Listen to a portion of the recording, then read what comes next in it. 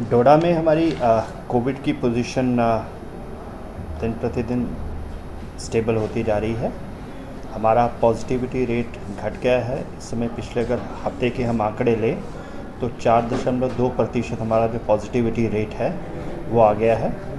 इसके अलावा अगर लास्ट वीक की हम बात करें तो 364 केसेस हमारे पॉजिटिव आए थे और उसके कंपैरिजन में 429 केस हमारे रिकवर हो गए हैं इस दौरान, इस पिछले हफ्ते में। सो ओवरऑल पोजीशन अच्छी है और इम्प्रूवमेंट की तरफ हम बढ़ रहे हैं। वैक्सीनेशन जो हमारे लिए बड़ा इम्पोर्टेंट फोकस रहा है, उसमें मेडिकल डिपार्टमेंट में हमारे एडमिनिस्ट्रेशन ने हर तरह से कोशिश की गई है लोगों में अवेयरनेस की जाए और इनएक्सेसिबल एरियाज़ में, दूर दराज एरियाज़ में टीमें पहुंची जाएं और हमारी पोजीशन काफ़ी इम्प्रूव हुई है। अगर मैं पिछले एक महीने की बात करूं तो जो पोजीशन एक महीना पहले थी कोई 43-44% वैक्सीनेशन थी 45 के ऊपर, आज वो 70 क्रॉस कर गई है, 70%।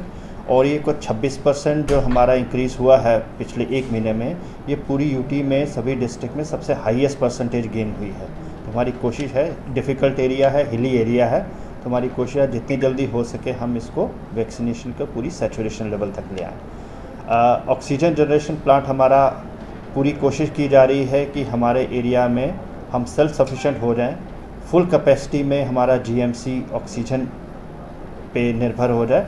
उसके लिए 750 एलपीएम का आपको ऑलरेडी पता है कि प्लांट हमारा ऑलरेडी कमीशन हो चुका है। उसके अलावा एक और 750 एलपीएम का हमारा सारा मटेरियल आ चुका है और कुछ ही दिन में उसकी कमीशनिंग स्टार्ट हो जाएगी। तो कुछ ही देर में हमारे पास 750 के 2 ऑक्सीजन जनरेशन प्लांट हमारे पास कमीशन हो जाएंगे। इसके अलावा 2 और ऑक्सीजन जनरेशन प्लांट 1000 एलपीएम के, उनका मटेरियल आना शुरू हो गया हमारे पास। कुल मिला के 4 ऑक्सीजन जनरेशन प्लांट अरेंज हो चुके हैं, गवर्नमेंट ने हमारे लिए डोडा के लिए दिए हैं। और ये चारों जब फुल कैपेसिटी पे काम करेंगे तो हमारे डोडा के फुल जो 300 बेडेड कैपेसिटी है वो पूरी की पूरी इसको लोड को टेक कर लेगी, जो हमारा डोडा का ऑक्सीजन जनरेशन प्लांट का लोड होगा। तो ये एक मेजर डेवलपमेंट हुई है पिछले दिनों में, तो उसको फॉलो किया जा रहा है और उसको वार फुटिंग पे काम उस पर हो रहा है। इसके अलावा कोविड केयर सेंटर्स हमारे इस्टेब्लिश हो चुके हैं, उनको स्ट्रेंथन किया जा रहा है। अब वहाँ पे रैपिड एंटीजन टेस्ट, जिसको रैट बोलते हैं, वो भी उन सेंटर्स पे स्टार्ट हो गया है। ट्रेन स्टाफ हो चुका है और आजकल जो फिगर्स आ रही हैं, काफ़ी मात्रा में जो हमारे टेस्ट हैं वो उन पंचायत लेवल सेंटर्स पे हो रहे हैं। टेस्टिंग हमारी काफ़ी इंक्रीज़ हो चुकी है। जो टेस्टिंग कुछ एक महीना पहले 300-400 के करीब होती थी, आज 3 टाइम्स हो चुके हैं। इस समय एवरेज 1200 से 1300 के करीब टेस्टिंग होती है। एंट्री पॉइंट पे टेस्टिंग हो रही है और डिफरेंट कैंप्स लग रहे हैं, वहाँ पे टेस्टिंग हो रही है। टेस्टिंग इंक्रीज़ होने की वजह से ये है कि हमें ट्रैकिंग हो रही है कि केसेस कौन सा पॉजिटिविटी की तरफ बढ़ रहा है, हम उसी को टैकल कर रहे हैं। इसके अलावा जो जिन केसेस में ज़्यादा हमारे पास केसेस आए हैं, हमारे वो माइक्रो कंटेनमेंट जोन बनाए जाते हैं।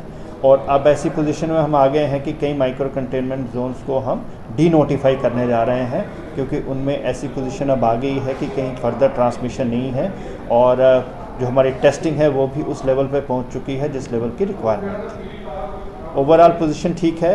हिदायत दी गई है इन्फोर्सिंग एजेंसीज़ को, क्योंकि लॉकडाउन रिस्ट्रिक्शंस ईज़ हो गई हैं, तो वो एनफोर्स अच्छी तरीके से करें। फाइन्स की पोजीशन इम्प्रूव हुई है हमारी, कुछ एफआईआर्स भी लगी हैं, लेकिन और उनको कहा गया कि सख्ती से आप इसको करें, क्योंकि सारी चीज़ें इकट्ठी होके ही काम हो पाएगा। लोग अवेयर हों, लोग खुद से अपनी रिस्पॉन्सिबिलिटी समझें।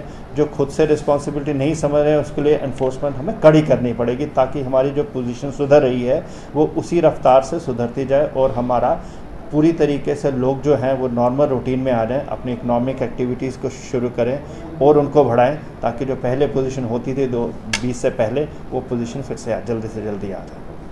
Thank you sir.